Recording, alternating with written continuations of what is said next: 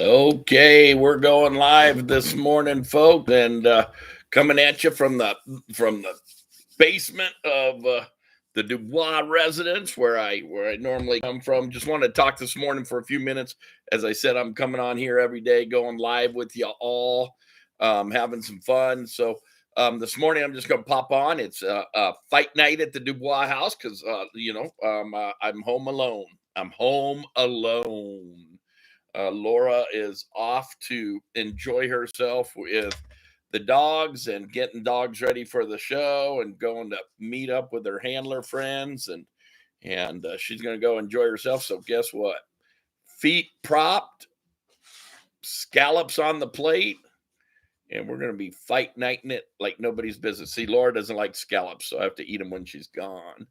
So anyway, so she's getting ready to leave now, and I'm getting ready for my day. And I thought there's something that I hadn't talked to you guys too much about, and let me go ahead and put it over here in the chat as well. But that is my bump card. I don't know why I've never brought up my bump card to you all and let you know about that because it's a big part of the pandemic for me. Um, so it's thomas.thebumpcard.me. Let me see if I can get that on there in a couple of places. Bumpcard.me.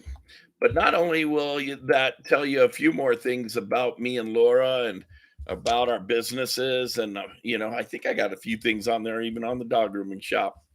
But more than anything at all is that it is a marketing tool that I use. And so if I want somebody to see an initial video, I could just say, hey, just jump on to thomas.thebumpcard.me. If you want, download that and you'll have me in your contacts and fully loaded. So gosh, this tool, I can load as many videos as I want on it. I can do as much as I want on it. I can enjoy the fact that if I can just tell somebody, hey, go on there and go under cryptocurrency in the menu bars up at the top right and go into cryptocurrency, and you can check out a couple of the platforms that we're on, a couple of the communities that we're building, a couple of the projects that we're in. I think one thing that I should do is put all of my tag protocol hashtags on there so everybody can use them more. But tag protocol, boy, about to go raising up in the price of the hashtags. So time to get involved there, folks, as we only selling 100 hashtags, and those are mining machines. Those are producing tag token for you on a daily basis, on an hourly basis, based on the tweets, partially based on the tweets of your hashtags. And so I own a couple funny ones like oh no. I bought Teeter from Yellowstone, The Godfather. What else do I got there? Jiminy Christmas. I own 12 hashtags. I know Andrea and Mark bought Santa Claus. I know Sarah's got a number one, which they're on a scale of 1 to 21 of how they produce. And so I know Sarah's got a good one. But it's pretty neat. If you're into cryptocurrency and you're into mining and you're into NFTs, well, how about owning a hashtag that makes you money? That will be all a part of new creations in the metaverse. Well, all of that taps right into our new onboarding platform in the Nexus system that with True Badger and SoFuFi and all of those great projects that they have going on. So we're Andrea is adjusting my bump card to have all of that stuff included on it here shortly, and we're really, really excited about it. But I don't know, it's Saturday morning and I don't got too much on my mind, but when you're marketing in the crypto space and if you have something that you're sharing or a community that you're building, it's just good to talk about it, folks. When back in the day of Bitcoin, how did I learn about Bitcoin 8 years ago? By a friend talking about it, period. A friend of mine, Joby Weeks, he used, excuse me there. He used to do something. He would take these offline wallets, they're cold storage wallets, and he had put $5-10 worth of Bitcoin on them and give them away. He would also just send out his Coinbase link and say, hey, you want $5 worth of cryptocurrency? And what did he do? He planted the seed in thousands, if not hundreds of thousands of people's minds about cryptocurrency that were scared of it or had no clue about it. By simply sending the Coinbase link, he now got them involved in the community, in the ecosystem of Bitcoin back then, or Ethereum. I bought my first Ethereum at $38. I bought my first Bitcoin at 900 and something dollars, and that was just great stuff. Now, I used a lot of it for different projects and different things that I got in. But over the last 8 years, it has been a beautiful, profitable ride, without a doubt. And even I've never seen it better than right now, though, because with NFTs and all of this new stuff, this gaming world stuff. By the way, I didn't even realize. So my dad's rings. Every now and then, I'll put my dad's rings on for nostalgia feeling. But my dad owned both of these rings, and he's passed away for years now. This one here, he smoked for 40 years. So do you see that yellow tint? That's pretty cool, isn't it? He smoked for 40 years. And so one of his pearl overlays there or stones there is stained yellow. I tried to get it cleaned by a professional jeweler, but it's stained yellow. But, I love it. You know why? Because it's my dad. It's my pops. And I love him very much. And so, anyways, today's a tribute day, and feeling nostalgic, wearing dad's rings today. A little gaudy looking for this day and age, but I kind of like them. And we're feeling patriotic as well. So today we got We the People, We the People shirt on from Brad Barton's Patriot event. And love that. Love all the work that they're doing, and all of my old Team National friends are doing in the Patriot space, and trying to make the United States and this world a better place. It's about this world being a better place. I'm going to jump off of cryptocurrency for a minute because God's kind of leading my heart for a minute. So can you bear with me for a minute? I'm going to talk about integrity this morning. Everything out there is trying to pull your standards, your values, and your morals mostly in a direction of having you lower them to appease another human being. Having you, if you don't say this right, if you don't say that right, if you have an opinion over here, now opinions aren't welcome in the United States, type of thing. But if, I see in a desperate age in the network marketing industry and other industries, a lot of people lowering their standards for the mighty dollar, and lowering their values and how they treat people, poaching other people's people that are totally happy making money and got teams going, just acting upon the dollar, even if somebody knows for a fact that there's something wrong going on in their business or whatever, and they're not making a stand for what's right, and they're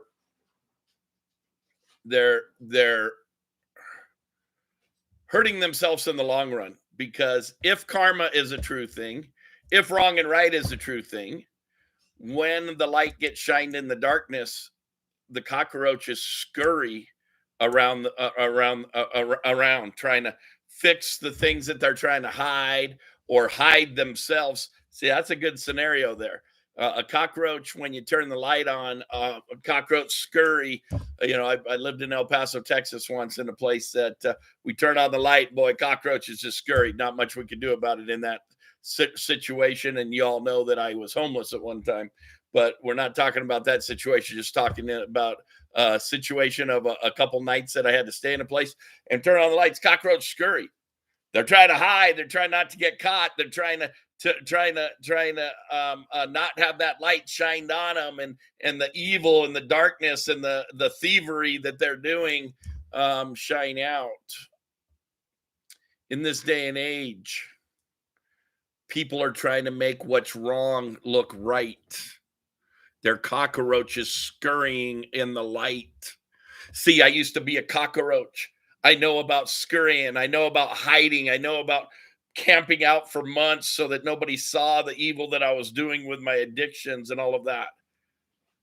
I know about being a cockroach. I know about being and scurrying, not proud of it at all. But for well over 20 years, I've raised my standards. Lately in my life, I've seen people offer me things that would have me lower my standards, or stay involved in things that would have me lower my standards. And guys, one thing you're going to get out of me is if I make a mistake on values and whatever, I'm a sinner saved by Jesus Christ. Yet, out of my consciousness, I do know what's wrong or right, and I do know that that I've never based building my businesses. Matter of fact, I've walked away from many of businesses because of people's standards being below where I hold mine today. Back in my addiction days, I would have ran right alongside some of these folks. But I see people that don't have addiction, that have greed and whatnot in their lives, that scurry like a cockroach, just like I used to when I was addicted. And the light's being shined on some of them, and they're scurrying like a cockroach, trying to cover their tracks. And so, watch out for that in this day and age. People are desperate. Don't be one of those desperate ones, because I promise you, we've won. God wins. God wins. Period. Okay, good wins. A nice guy never finishes last is a bull crud statement. Nice guys do just fine. We have some of the wealthiest clients in the world up in Aspen, and people that are jealous or whatnot always say, we don't live in Aspen. We can't afford Aspen. We wish we could. But all of our very wealthy clients at Barking Beauty's Dog Spa, they are some of the kindest, most valued, and high standard, wonderful people that I've ever met. And so they didn't get that way. Some of them probably have bad money. But I believe 90% of them do not have bad money, and live up there because they live a high standard life in both business and whatnot, and were respected by their peers and respected by people around them, and grew very large businesses or very great lineages of family lineage, and passed it on. See, I want to be able to pass on to my grandchildren a very, very something that they never have to do anything but raise their head up and look tall on, because Grandpa Dubois, hopefully I'll be able to leave them something behind. Hopefully they'll know that I cleaned up my life, and that they never had to see me. Here's a pretty cool thing. My grandchildren never had to see me drunk. My grandchildren never had to see me that way. And hopefully they're seeing me continue to raise my standards when the whole United States, the whole world is going into turmoil when it comes to their standards, their boundaries that they set for themselves. Gosh, don't dare have a boundary. We were watching the offshoot of Yellowstone last night, and it was neat to see in the Old West the standards that the parents were trying to give on morality of sexuality of a new young couple falling in love, and how a dad expected the man to ask for the hand of the young lady, and how they told him there's consequences if you have sex, and there's consequences if you do this, and there's consequences if you do that, and they didn't really lower their standards at all in the teaching to their children.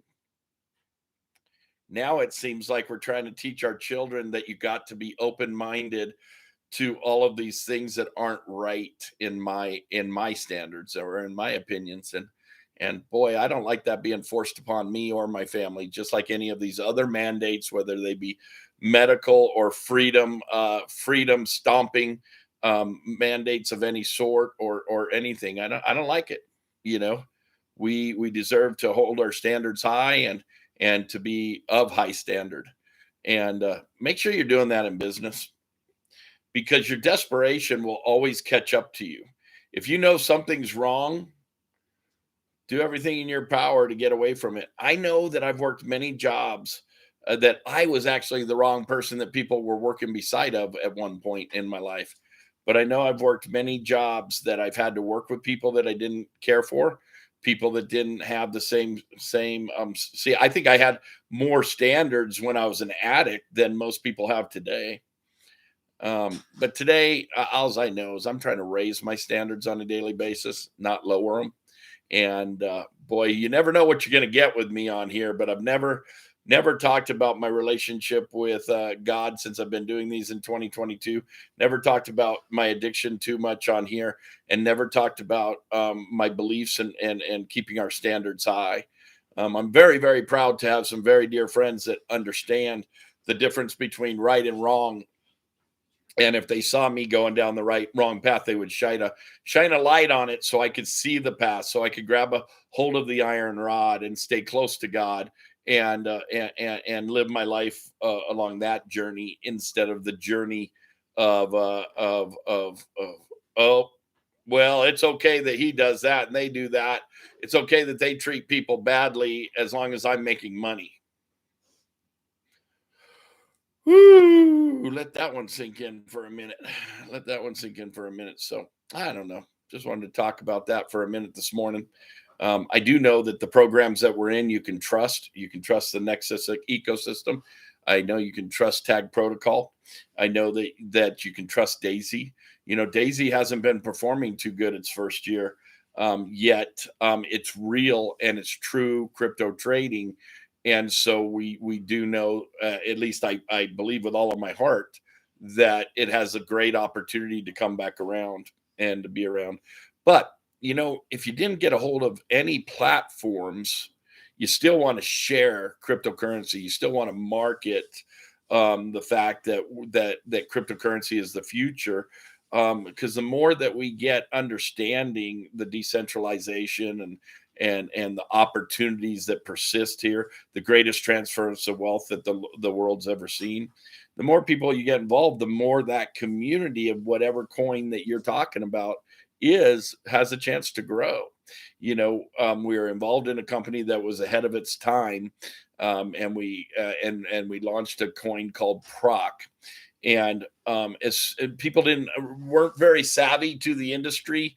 This was maybe 4 or 5 years ago, and I would hear all of these people talk bad about a coin on the marketplace, but yet they wanted their investment to grow. But then they would go onto the discords and go on to social medias and talk poorly about about a token or a coin that they wanted to grow.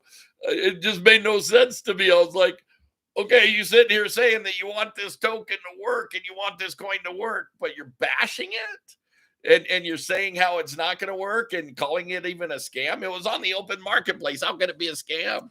It's only it's be an adult, make your decisions and stick with them. But I never understood it. It was like, wait, we're building communities in the whole crypto space. Every word that you're saying is hurting the whole crypto space, because there's nothing wrong with the projects they were trying. They were just ahead of their time.